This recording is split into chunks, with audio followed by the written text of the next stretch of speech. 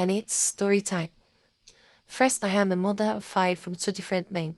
Got a job from the newspaper advert I used in selling roasted plantain. My living condition at before then was a soft site, a room apartment with six of us cramped inside. I could hardly provide for my five children, and I also had developed IBP at the time.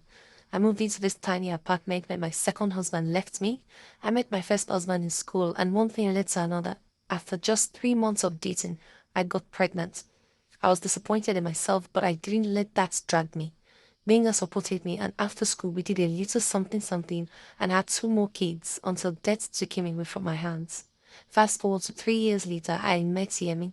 I won't lie about my desperation to have a man in the house.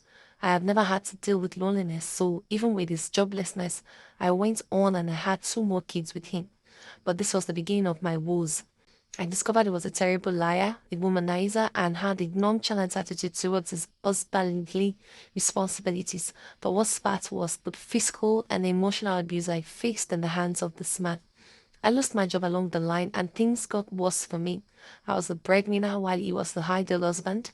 I wasn't even aware that I was pregnant with our fourth and fifth children until the fourth month because he would never allow me use birth control pills and also does not protect himself. The day I delivered, he didn't come to the hospital to check on me. He didn't bring things I needed to take care of the new baby and didn't pay the hospital bills. I had to plead with the midwife to let me go work for the money. After weeks of struggling all alone, I was able to pay the bill. He left me eventually and I started raising my kids alone. I struggled each day to cater for my kids and took on all odd jobs just so we have food and clothes on our back. Until the day I stumbled on an advert for a cleaning job. I met this wonderful family who listened to me speak so fluently and were wondering why I was willing to take on this hot job. They eventually turned into my God-sent helpers, and through them and God, I found my feet again. I won't say it has been all so rosy, but I am in a much better place, and my son will be graduating from the university in a couple of months.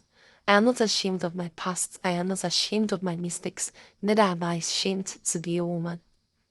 What a beautiful story. If you have a story you want to share to encourage another woman here who might be struggling and wondering when will all this be over, please send your stories to me, chat me up, and let's talk about it.